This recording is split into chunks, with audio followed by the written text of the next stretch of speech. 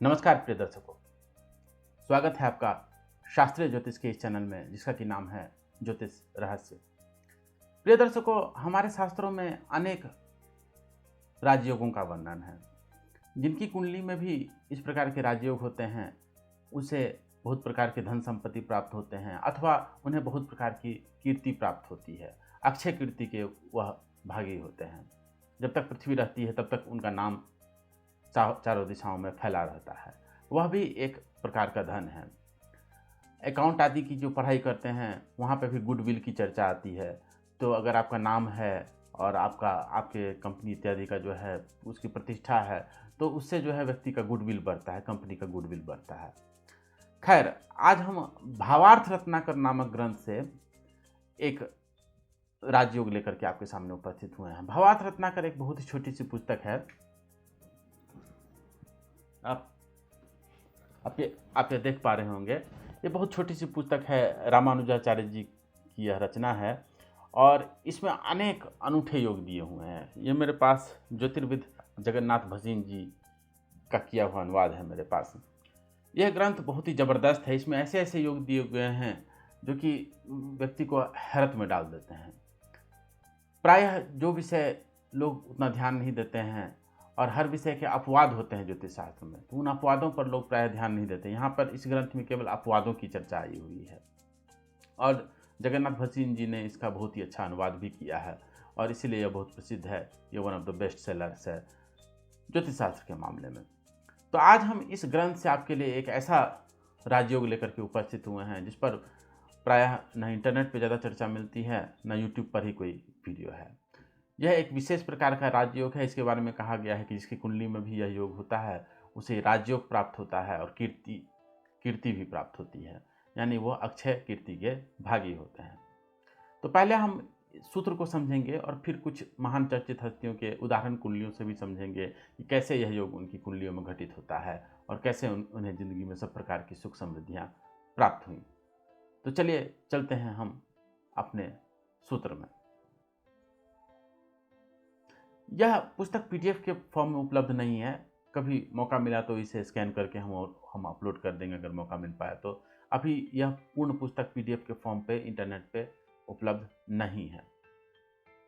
तो यह 9वें अध्याय का यह श्लोक, इस ग्रंथ के 9वें अध्याय का यह श्लोक कह रहा है कि रिपु सप्तम राज्यसः केंद्रस्था यदि कोणगाः राजयोगं च लभते महतिं कीर्तिमाप्नुयात्। अर्थात रिपु भाव, देखिए आप जानते हैं कि कुंडली में 12 भाव होते हैं, ठीक है, और हर भाव से कुछ विशेष बातें देखी जाती हैं। तो रिपु भाव यानी छठा भाव जो होता है रोग ऋण शत्रु का भाव होता है। रिपु मतलब शत्रु होता है। तो रिपु सप्तम राज्यसः यानी छठे भाव का स्वामी और सप्तम भाव का स्वामी, ठीक है। सप्तम भाव आप जानते हैं कि पार्टनरशिप का भाव होता है, विवाह आदि दाम्पत्य सुख आदि भी उससे देखते हैं। और राज्यसः 10वां भाव जो होता है वो कर्म का भाव होता है। उसे यह देखते हैं कि व्यक्ति का कर्म कैसा रहेगा, उसे आमदनी कैसी प्राप्त होगी। तो अगर ये छठे भाव, 7वें भाव और 10वें भाव, इन तीनों भाव के जो स्वामी हैं, देखिए स्वामी का क्या मतलब होता है कि हर भाव में कोई ना कोई तो राशि होगी ही और हर राशि के कोई ना कोई स्वामी होते हैं। तो छठे भाव के में कोई ना कोई राशि तो होगी ही, 7वें भाव में और 10वें भाव में भी कोई ना कोई राशि तो होगी ही कुंडली में। तो इन सब के स्वामी जो है केंद्र या त्रिकोण में हो तो यह योग बनता है। आप जानते हैं कि कुंडली में पहला, चौथा, 7वां और 10वां ये जो 4 भाव होते हैं यह केंद्र के भाव कहलाते हैं और पहला, 5वां और 9वां भाव जो होता है ये त्रिकोण के भाव कहलाते हैं। तो यह सूत्र यह कह रहा है कि छठे भाव का स्वामी, 7वें भाव का स्वामी और 10वें भाव का स्वामी जो है ये तीनों जो है केंद्र या त्रिकोण में होने चाहिए।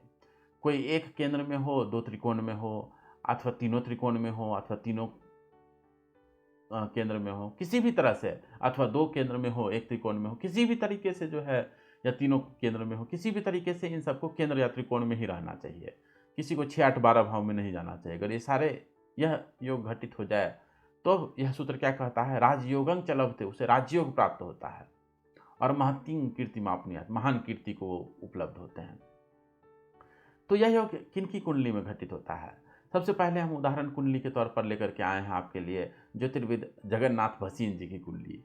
जी हाँ, मैंने कहा था कि जगन्नाथ भसीन जी ने इस पर टीका की है और उन्हीं की कुंडली में यह योग घटित होता है। पता नहीं उन्हें यह बात ज्ञात थी या नहीं थी, अवश्य ही ज्ञात रही होगी, लेकिन उनकी कुंडली में यह योग घटित होता है। तो पहले हम चलते हैं जगन्नाथ भसीन जी की कुंडली में और फिर हम देखते हैं कि क्या हो रहा है उनकी कुंडली में। तो इनके कुंडली में छठे, सातवें और 10वें भाव के स्वामी को हम लोग पहले पहचान लेते हैं।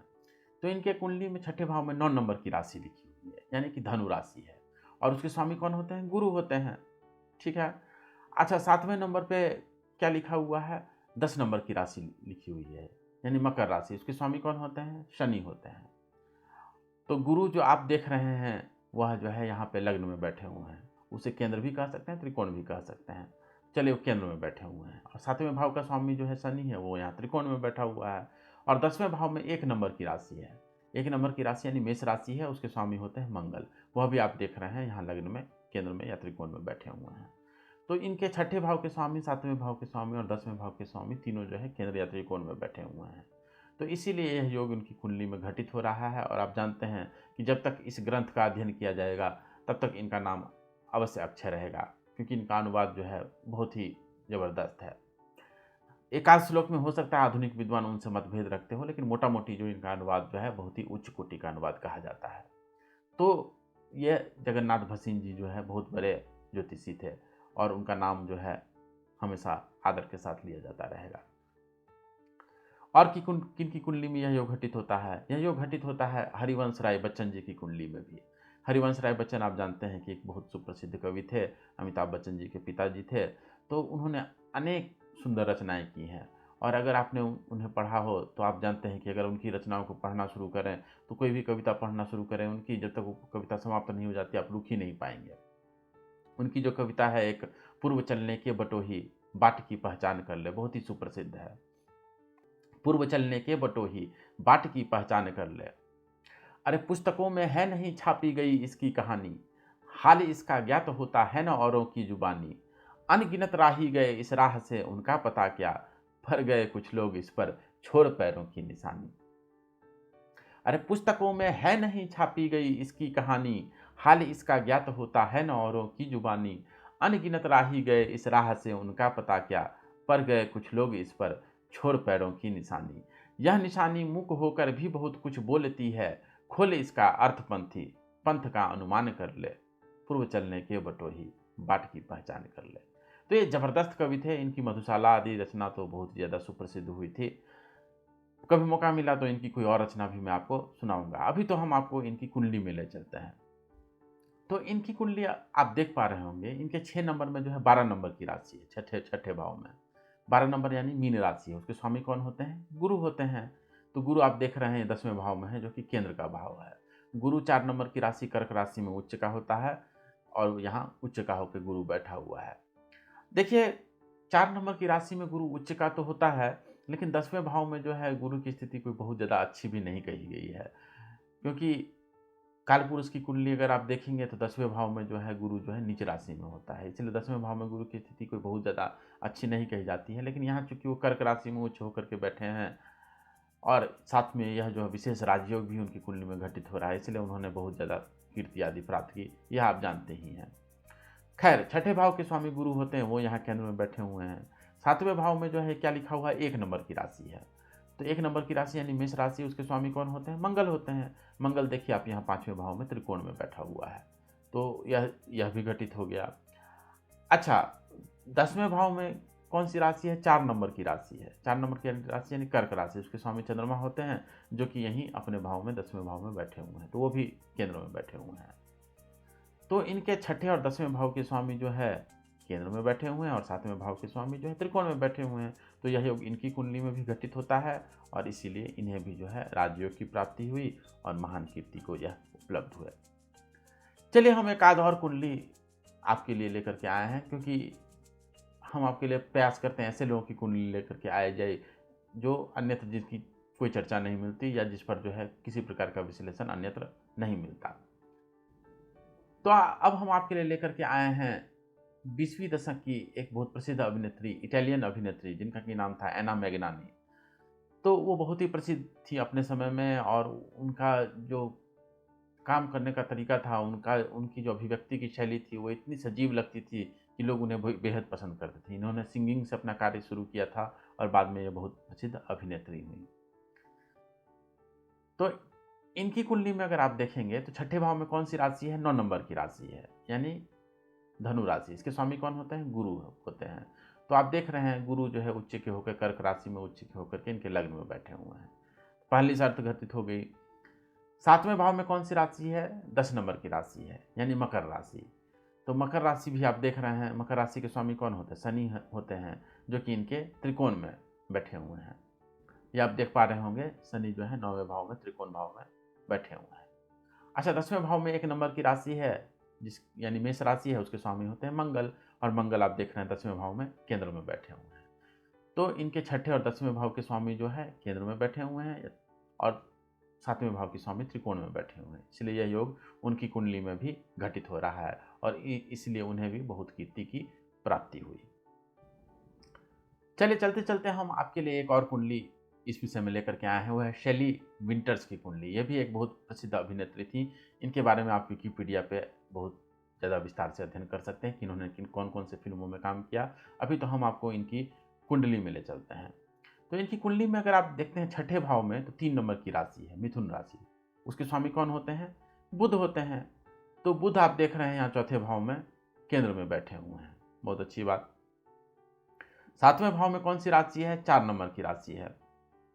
तो 4 नंबर की राशि कौन सी होती है? कर्क राशि। उसके स्वामी होते हैं चंद्रमा। तो आप देख रहे हैं चंद्रमा जो है यहाँ पंचम भाव में त्रिकोण भाव में बैठा हुआ है। और 10वें भाव में कौन सी राशि है? 7 नंबर की राशि, यानी तुला राशि। उसके स्वामी कौन होते हैं? शुक्र होते हैं। वो भी यहाँ चौथे भाव में केंद्र में बैठे हुए हैं। तो इनके छठे और 10वें भाव के स्वामी केंद्र में बैठे हुए हैं, और 7वें भाव के स्वामी त्रिकोण में बैठे हुए हैं। तो यह जो सूत्र कहता है कि केंद्र त्रिकोण में छठे, 7वें और 10वें भाव के स्वामी अगर बैठे हों तो वह व्यक्ति महान कीर्ति को उपलब्ध होता है। तो ये शेली विंटर्स भी जो है बहुत प्रसिद्ध अभिनेत्री रही, और इन्हें बहुत अच्छी कीर्ति की प्राप्ति हुई। तो प्रिय दर्शकों, आपने देखा यह एक बहुत ही विशेष योग है। इसे देख पाना भी बहुत आसान है। पता नहीं आज तक इस पर यूट्यूब पे कोई वीडियो क्यों नहीं बनाई गई, और पता नहीं इस पर इंटरनेट पे भी बहुत ज़्यादा बातें क्यों नहीं मिलती हैं। लेकिन हमारे भावार्थ रत्नाकर नामक ग्रंथ में इस पर एक श्लोक कहा गया है, और यह एक बहुत महत्वपूर्ण योग है जिसे बहुत ही आसानी से देखा जा सकता है। प्रिय दर्शकों, शास्त्रों की बात को इसी तरह शास्त्र प्रमाण के साथ समझने के लिए बने रहिए हमारे चैनल ज्योतिष रहस्य पर। आपका बहुत बहुत धन्यवाद।